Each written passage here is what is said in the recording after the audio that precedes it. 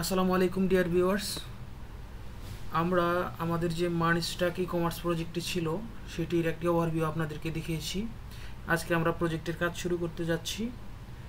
তো আপনারা প্রথমে একটি ফোল্ডার ক্রিয়েট করে নেবেন এবং সেই ফোল্ডারে আপনারা যাবেন। আমি ধরেন এটা একটা ফোল্ডার ক্রিয়েট করলাম। তো এখানে যে টার্মিনাল ওপেন করে আপনারা একটা রিয়াক্ট অ্যাপ ইনস্টল করে নেবেন। প্রথমে npx ক্রিয়েট রিয়াক্ট অ্যাপ, তারপরে অ্যাপের নাম দিবেন, যাই দেন মাই অ্যাপ বা যাই দেন। এটা এন্টার দিলে আপনাদের এখানে একটা অ্যাপ ইনস্টল হয়ে যাবে। তো আমার অ্যাপ ইনস্টল দেওয়া আছে, আমি অ্যাপ ইনস্টল দিচ্ছি না। তো আমি একটা অ্যাপ ইনস্টল দিয়ে রেখেছি, এটা হচ্ছে আমার অ্যাপ।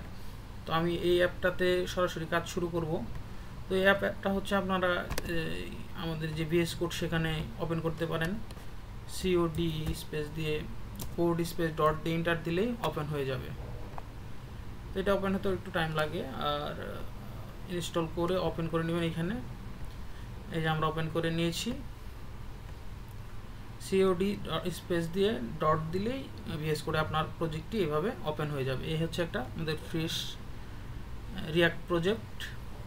তো এখানে আপনারা দেখতে পাচ্ছেন একটা ফ্রেশ রিয়াক্ট প্রজেক্ট। তো এই প্রজেক্টে আমরা এই প্রজেক্টটা রান করেও দেখতে পারি। আমরা রানে দিয়ে রাখি। প্রজেক্টটি রান করার জন্য আপনাদের টার্মিনালটা ওপেন হচ্ছে, npm start কমান্ড দিলেই আপনাদের প্রজেক্টটি রান হয়ে যাবে। npm start।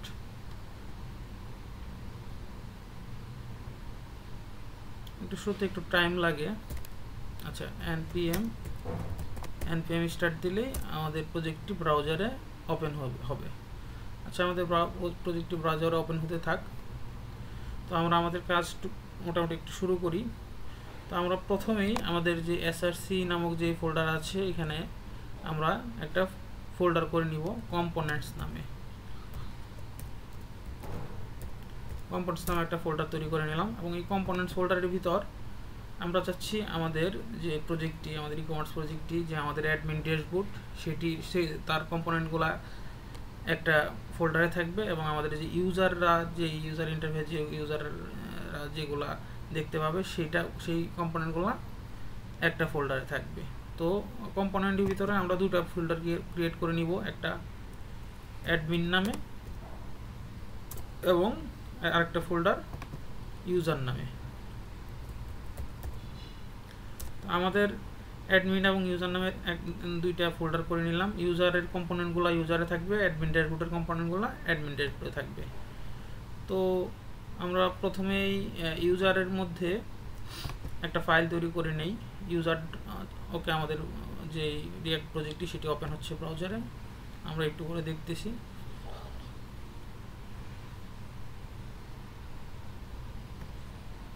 আচ্ছা, ইউজারে আমরা ইউজার নামক একটি কম্পোনেন্ট তৈরি করে নিচ্ছি। প্রথমে user.js নামে একটা কম্পোনেন্ট তৈরি করে নিচ্ছি এবং এখানে একটা ফাংশনাল কম্পোনেন্ট তৈরি করে নিচ্ছি আমরা শর্টকাট কি এর মাধ্যমে। আর FC দিলে আপনারা জানেন একটা ফাংশনাল কম্পোনেন্ট তৈরি হবে। এটা আপনার ওই যে ES7 নামক যে এক্সটেনশনটা আছে, এখানে লিখবেন ES7।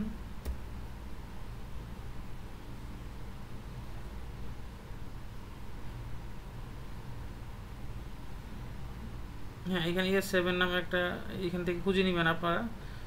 এখানে একটা এক্সটেনশন আছে, সেটা ইনস্টল দিলে শর্টকাটই হচ্ছে আমাদের যে এই কম্পোনেন্টগুলো, সেগুলো শর্টকাটে লেখা যায়। তো আপনারা এটা জেনে থাকবেন আশা করি। তো আমার এটা ইনস্টল দেওয়া আছে, যেন শর্টকাটে আসতেছে, আপনারা এটা ইনস্টল করে নেবেন। তো আমাদের প্রজেক্টটা রান হয়েছে, আমরা একটু দেখে আসি আমাদের প্রজেক্টটা কেমন। হ্যাঁ, এই তো আমাদের রিয়াক্ট প্রজেক্ট ইনস্টল হয়েছে এবং ব্রাউজারে রান হলো। ওকে, তো আমরা এখানে আমাদের সব কিছু লাগবে না। আমরা এই হেডার থেকে শুরু করে, আমরা ডিপটা রেখে হেডার থেকে শুরু করে এটুকু আমরা ডিলিট করে দিচ্ছি এবং এখানে আমরা একটা h1 লিখে রাখি আপাতত। হ্যালো,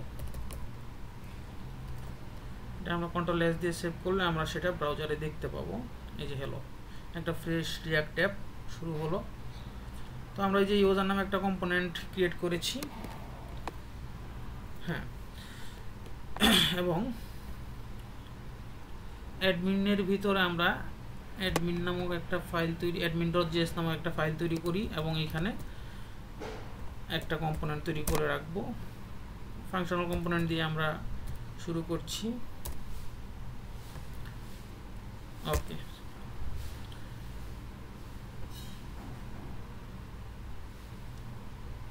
এরপর আমরা হচ্ছে এটা যদি আমরা ইউজারটা তো আমরা বানালাম, এখানে আমাদের আসলে রাউটিংটা করতে হবে। তো রাউটিং করার জন্য আমাদের নেপবারটা বানাতে হবে। নেপবার বানানোর পরে আমরা রাউটিংটা করব। তো নেপবার বানানোর জন্য আমরা এখানে নেস্টেড রাউটিং হবে। সো আমরা ইউজারের ভিতরে একটা ফাইল নিয়ে নিচ্ছি নেপবার নামে, nepbar.js, এবং nepbar.css, nepbar-এর যে css ফোল্ডার css গুলো আছে ওইগুলো আমরা nepbar.css নামক ফোল্ডারে রাখবো। nepbar.css নামে একটা ফাইল ক্রিয়েট করে নিলাম, nepbar.js নামে একটা ফাইল করে নিলাম। তো এখানে আমরা একটা কম্পোনেন্ট তৈরি করে নিচ্ছি এবং এখানে আমরা একটা nepbar তৈরি করব। তো nepbar তৈরি করার ক্ষেত্রে আমরা প্রথমেই একটা div নিয়ে নেই এবং এটার একটা ক্লাস নেম দিয়ে দিই, navb নামে একটা ক্লাস নেম দিয়ে দিলাম এবং এর ভিতরে আমাদের ul ট্যাগের ভিতর li ট্যাগ দিয়ে, আপনারা জানেন nepbar কিভাবে ডিজাইন করতে হয়। li এর ভিতর আমরা ধরুন প্রথমটাতে লিখে দিলাম হোম, তারপর দিয়ে দিলাম হোম অ্যাবাউট কন্ট্যাক্ট, যা যা থাকুক আমরা যা যা লাগে প্রয়োজন মতো পরে নিয়ে নিব। অ্যাবাউট ধরেন কন্ট্যাক্ট। তো আমরা হোম, অ্যাবাউট এবং কন্ট্যাক্ট নামে তিনটা কম্পোনেন্ট তৈরি করে নিই।